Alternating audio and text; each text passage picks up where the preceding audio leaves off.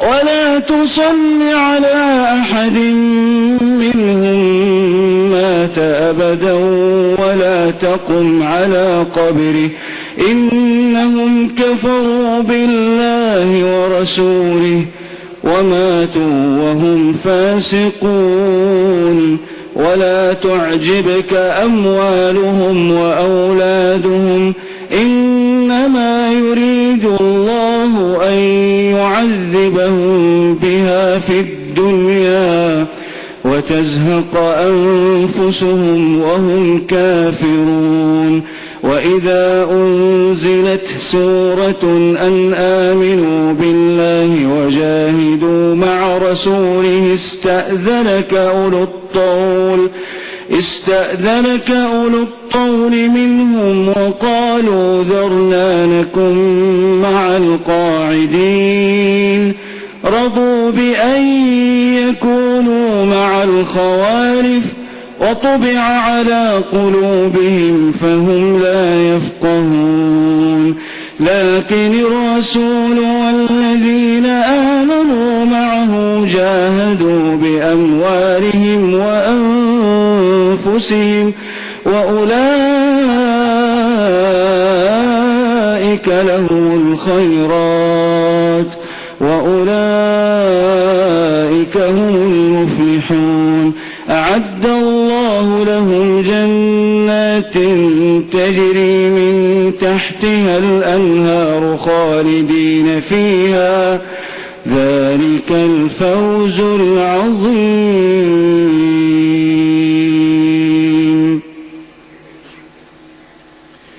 الله أكبر.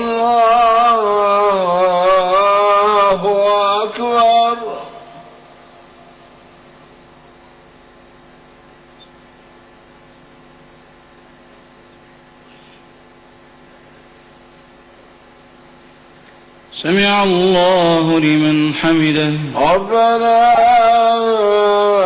ولك الحمد.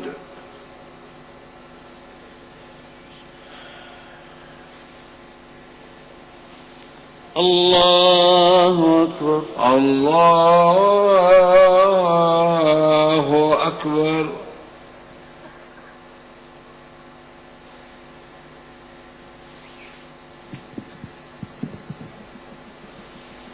الله أكبر. الله أكبر.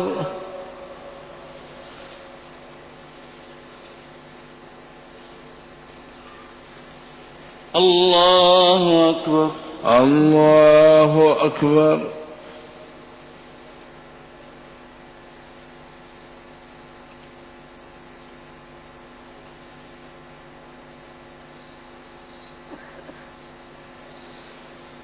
الله أكبر.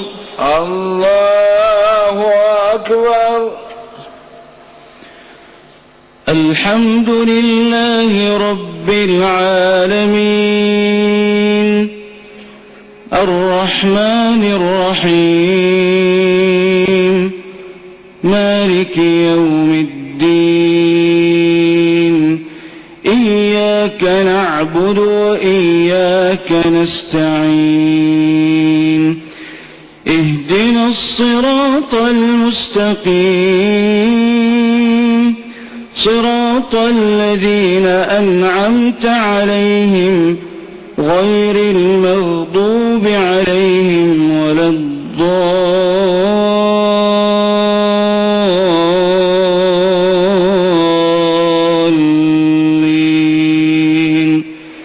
آمين.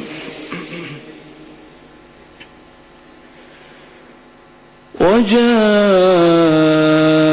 المعذرون من الأعراب ليؤذن لهم وقعد الذين كذبوا الله ورسوله سيصيب الذين كفروا منهم عذاب أليم.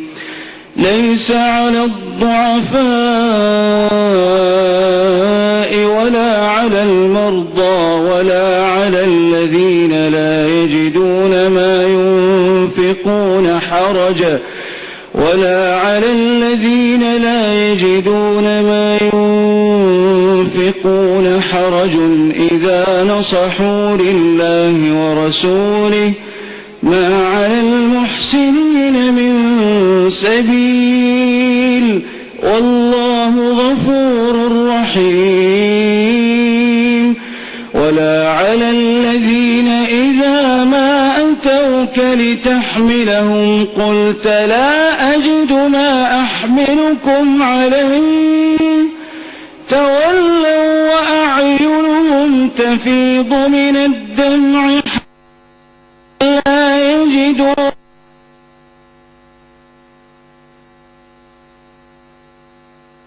إنما السبيل على الذين يستأذنونك وهم أغنياء رضوا بأن يكونوا مع الخوالف وطبع الله على قلوبهم فهم لا يعلمون. يعتذرون إليكم إذا رجعتم إليهم قل لا تعتذروا لن نؤمن لكم قد نبأنا الله من أخباركم وسيرى الله عملكم ورسوله ثم تردون إلى عالم الغيب والشهادة فينبئكم بما كنتم تعملون.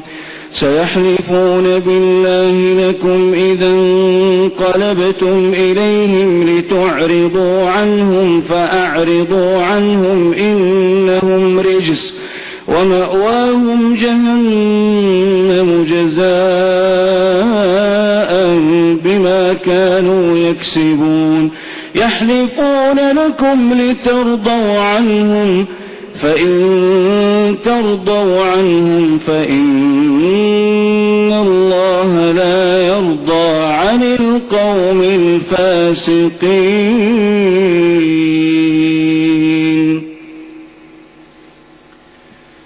الله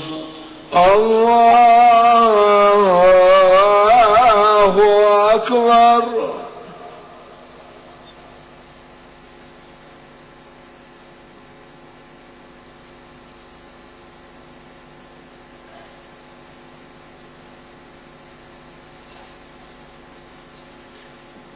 سمع الله لمن حمده. ربنا لك الحمد.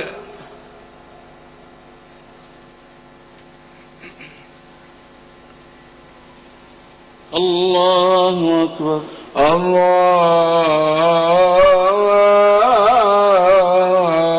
الله أكبر.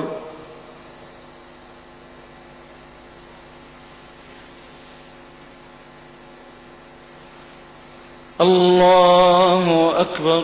الله أكبر.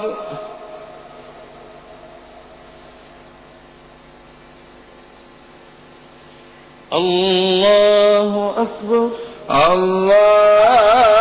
الله أكبر.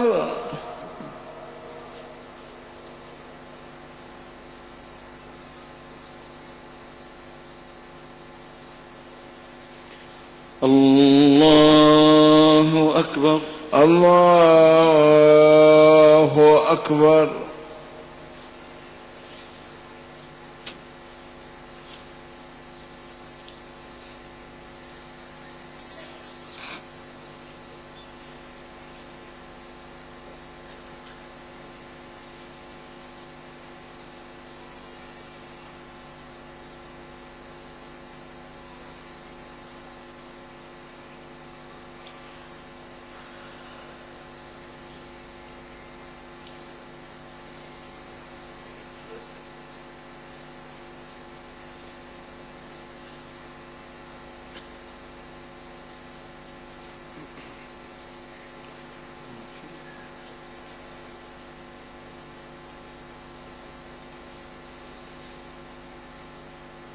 السلام عليكم ورحمة الله. السلام عليكم ورحمة الله. السلام عليكم ورحمة الله. السلام عليكم ورحمة الله.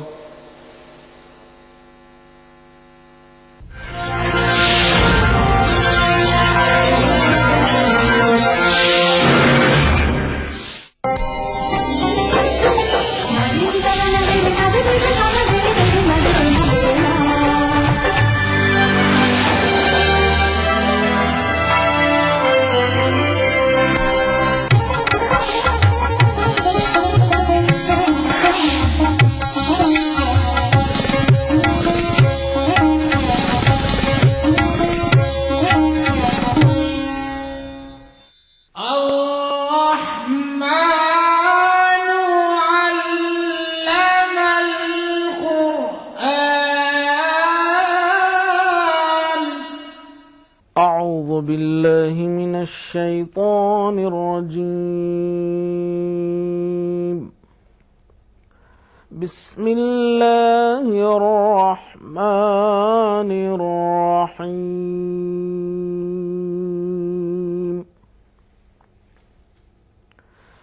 لقد رضي الله عن المؤمنين إذ يبايعونك تحت الشجرة فعلم ما في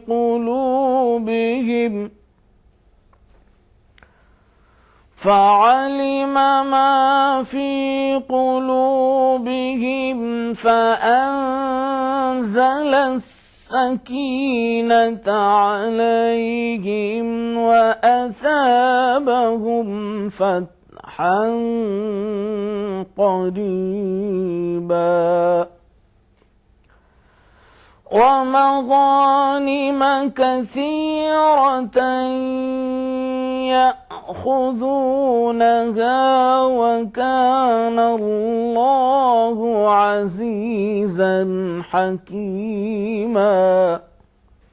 وعدكم الله مغانم كثيرة تأخذونها فعجل لكم هذه وكف أيدي الناس عنكم ولتكون آية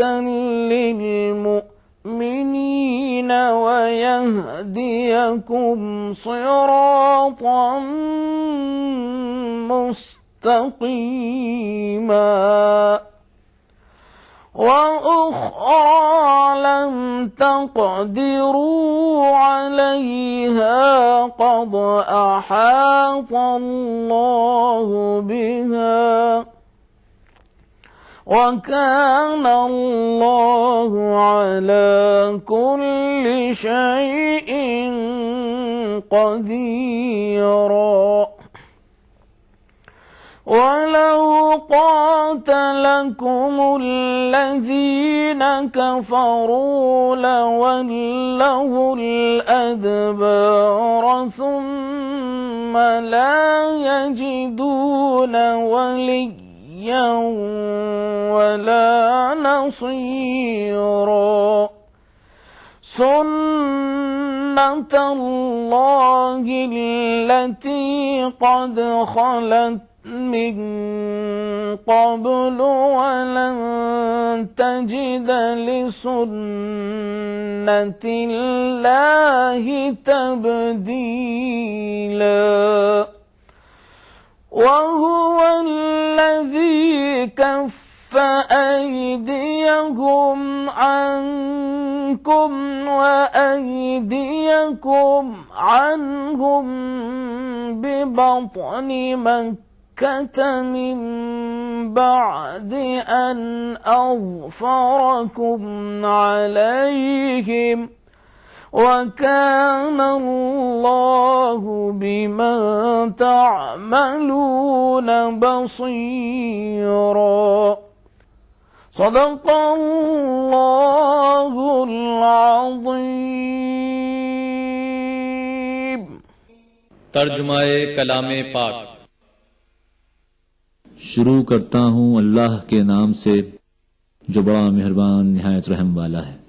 اے پیغمبر، جب مومن تم سے درخت کے نیچے بیعت کر رہے تھے تو اللہ ان سے خوش ہوا، اور جو صدق و خلوص ان کے دلوں میں تھا وہ اس نے معلوم کر لیا تو ان پر تسلی نازل فرمائی اور انہیں جلد فتح عنایت کی، اور بہت سی غنیمتیں جو انہوں نے حاصل کی، اور خدا غالب حکمت والا ہے۔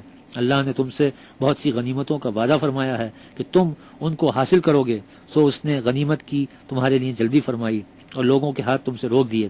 غرض یہ تھی کہ یہ مومنوں کے لیے اللہ کی قدرت کا نمونہ ہے اور وہ تم کو سیدھے راستے پر چلائے۔ اور غنیمتیں تھیں جن پر تم قدرت نہیں رکھتے تھے، اور وہ اللہ ہی کی قدرت میں تھیں، اور خدا ہر چیز پر قادر ہے۔ اور اگر تم سے کافر لڑتے تو پیٹ پھیر کر بھاگ جاتے، پھر کسی کو دوست نہ پاتے اور نہ مددگار۔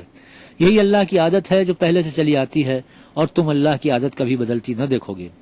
اور وہی تو ہے جس نے تم کو ان کافروں پر فتحیاب کرنے کے بعد سرحد مکہ میں ان کے ہاتھ تم سے اور تمہارے ہاتھ ان سے روک لیے، اور جو کچھ تم کرتے ہو اللہ اس کو دیکھ رہا ہے۔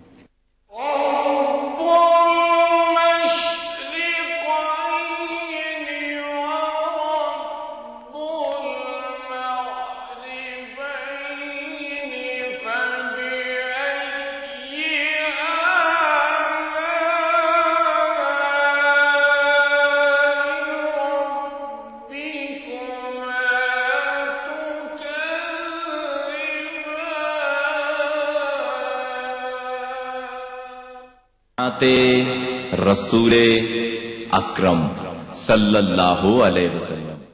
تو مقام مقام، تو نظر نظر، تو مقام مقام، تو نظر نظر، تیری شان جل جلالہ، مقام مقام، تو نظر نظر، تو مقام مقام، تو نظر نظر، تیری شان جل جلالہ، تو بہر نظارہ ہے معتبر، تو بہر نظارہ ہے معتبر، تیری شان جل جلالہ، تو مقام مقام، تو نظر نظر، تو مقام مقام، تو نظر نظر، تیری شان جل جلالہ، تو مقام مقام، تو نظر نظر، جو نہ تھی وہ بدلی نظارے میں، بنی کائنات ایک اشارے میں، جو نہ تھی وہ بدلی نظارے میں، بنی کائنات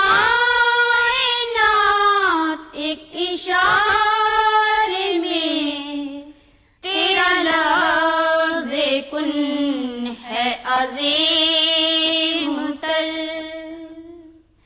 تیرا لفظ کن ہے عظیم تر، تیری شان جل جلالہ، تو مقام مقام، تو نظر نظر، تو مقام مقام، تو نظر نظر، تیری شان جل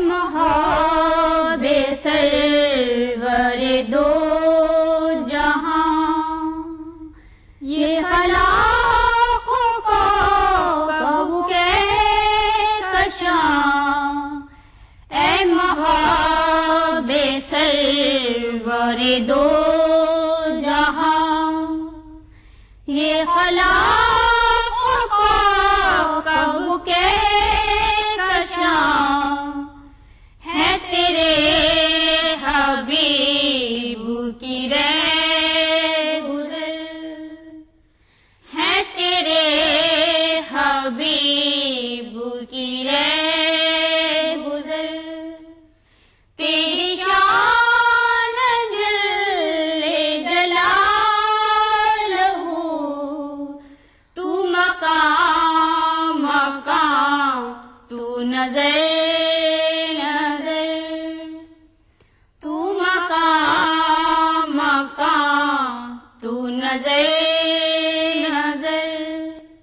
تیری شان جل جلالہ تو مقام مقام تو نظر نظر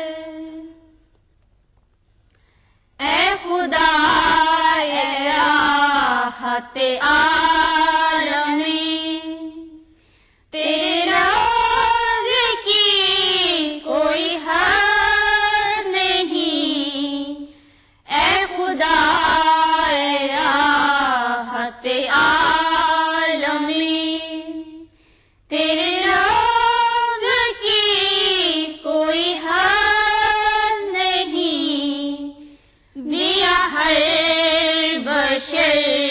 کو نیا شجر دیا ہے بشر کو نیا شجر تیری شان جل جلالہ تو مقام مقام تو نظر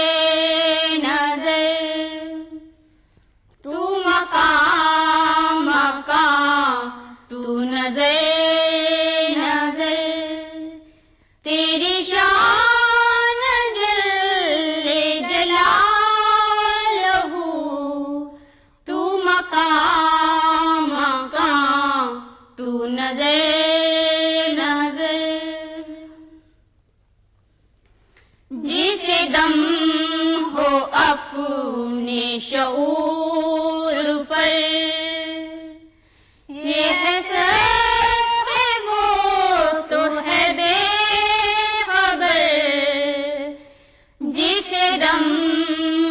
اپنے شعور پر یہ ہے سب وہ تو ہے بے خبر تو ہر ایک راز سے باخبر تو ہر ایک راز سے باخبر تیری شان جل جلالہ تو مقام مقام تو نظر نظر تو مقام مقام تو نظر نظر تیری شان جل جلالہ تو مقام مقام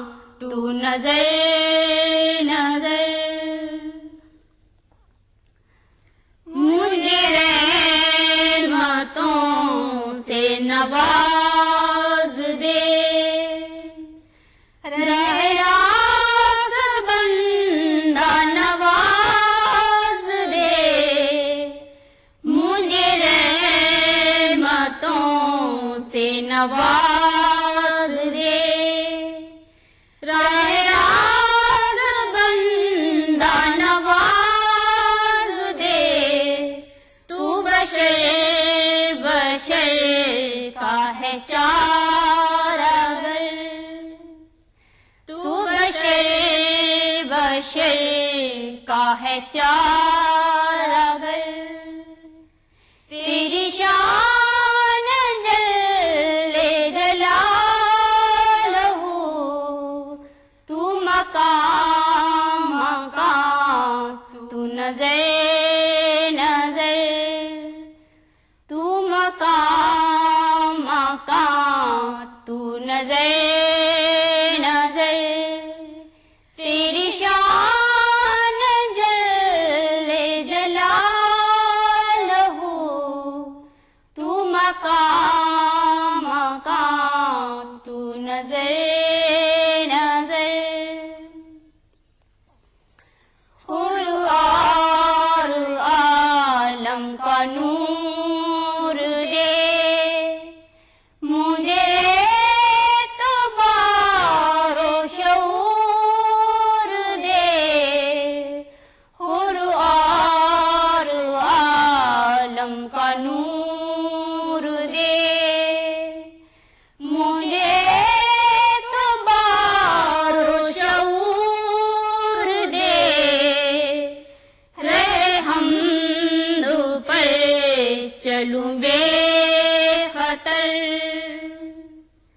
رہے حمد پہ چلوں بے خطر تیری شان جل جلالہ تو مقام مقام تو نظر نظر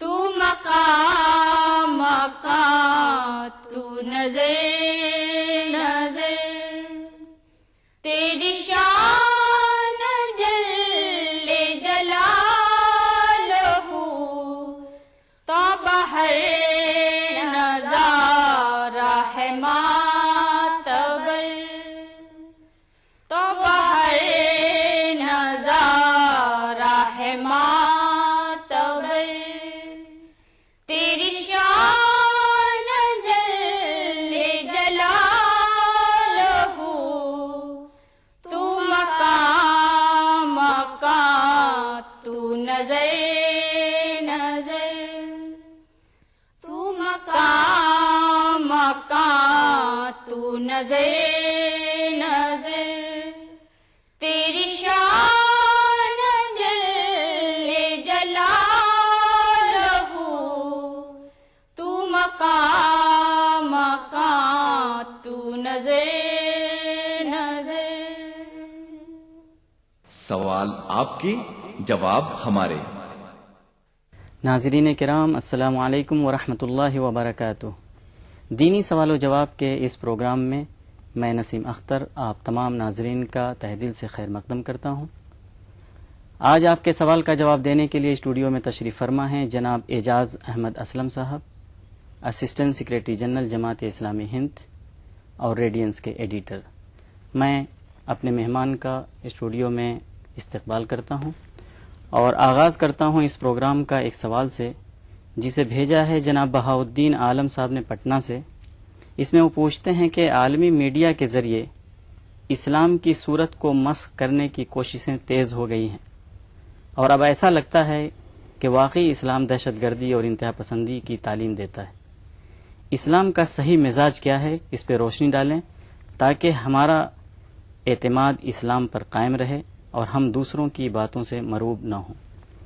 جناب بہاؤالدین صاحب اور آپ جیسے اور مختلف لوگ جن کے دماغوں میں اس طرح کا سوال ہوگا، اسلام کا نیچر کیا ہے؟ اسلام کا نیچر پرامن ہے۔ اللہ تعالیٰ کہتا ہے واللہ یدعو الی دار السلام، اللہ تعالیٰ سلامتی کے گھر جنت کی طرف لوگوں کو دعوت دیتا ہے۔ اللہ تعالیٰ مسلمانوں کا اللہ نہیں، وہ رب العالمین، اور سیدنا محمد صلی اللہ علیہ وسلم رحمت للعالمین، اور قرآن یہ ہدی للعالمین، دنیا بھر کے لوگوں کے لیے ہدایت کا سرچشمہ ہے۔ اسلام کہتا ہے لا اکراہ فی الدین، دین کے معاملے میں کوئی زبردستی نہیں۔ اسلام سوچنے سمجھنے کی، غور و فکر کرنے کی، مکالمہ ڈائلاگ کرنے کی، تبلیغ و اشاعت کرنے کی، ذہنوں کو مطمئن کرنے کی دعوت دیتا ہے۔ لہٰذا یہاں پر ظلم، زبردستی اور کسی قسم کے جور